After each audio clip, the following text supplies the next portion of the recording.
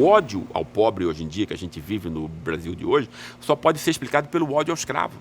Ou seja, porque a gente tem o quê? A gente tem um assassinato indiscriminado aos pobres, a ralé, no Brasil hoje em dia. Quem morre é a ralé, não é a classe média.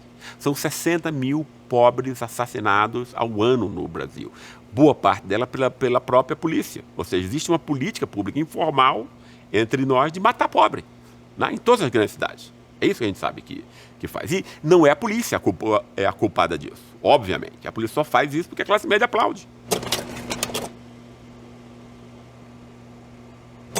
A gênese dela tem a ver com estudos teóricos que eu havia feito e que eu tinha percebido que a interpretação do Brasil, né, tinha engendrado a noção de uma singularidade baseada especificamente na forma do Estado, ou seja, a questão do patrimonialismo, né? Porque quando você escolhe uma ideia para ela ser a mais importante, significa que você deixa as outras na sombra, né? E o que tinha se deixado na sombra, no fundo, é a desigualdade patologicamente abissal que nós temos aqui, né? É isso que é mais importante. Quer dizer, não tem nada que singularize mais o Brasil do que isso. A Alemanha fez um enorme esforço econômico e político para incluir 17 milhões de alemães orientais, né? O que a gente faz aqui é deixar 70 milhões de pessoas, né, no lixo, basicamente, né? É isso que precisa ser pensado no Brasil, né? Como resgatar essa classe, como incluir essa classe. Por que você jogar no lixo 70 milhões? As pessoas tendem a imaginar que a competição social começa na escola. Isso não é verdade. A competição começa na barriga da mãe, e até antes disso, né? E tal. E também na vida familiar, a criança de 1 a 5 anos, é que ela vai introjetar o pai ou a mãe, etc. E ela vai reproduzir a visão de mundo do pai ou da mãe. Isso vai ser extremamente importante. Ela vai aprender a disciplina, ela vai aprender a capacidade de se concentrar. Nada disso é natural, né? Isso é um privilégio de classe.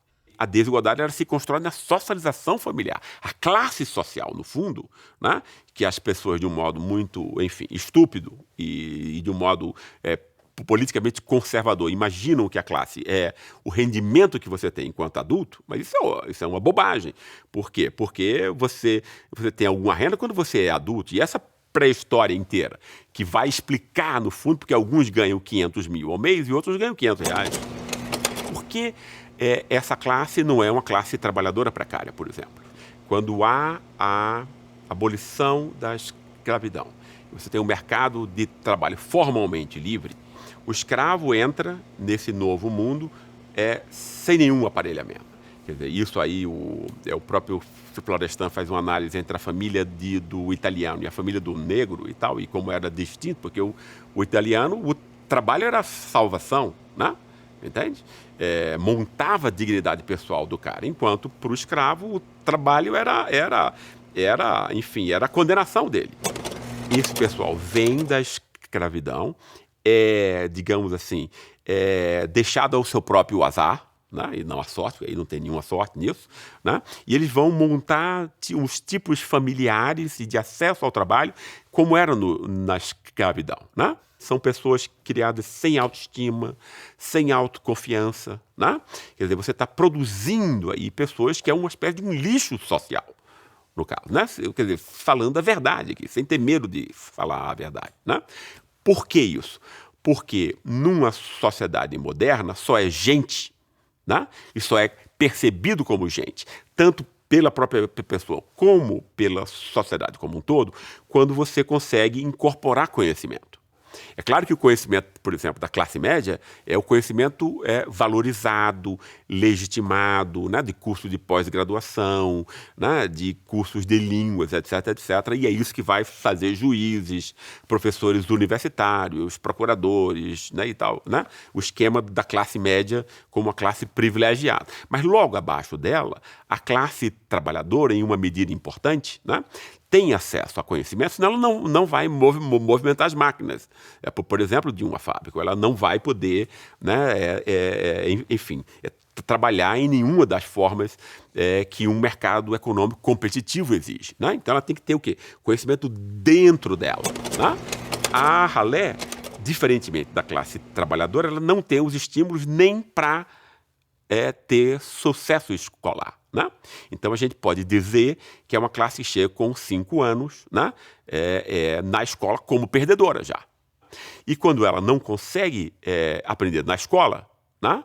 Ela vai, como analfabeta funcional, vai ter poucas condições de entrar no mercado competitivo, né? Mercado econômico competitivo.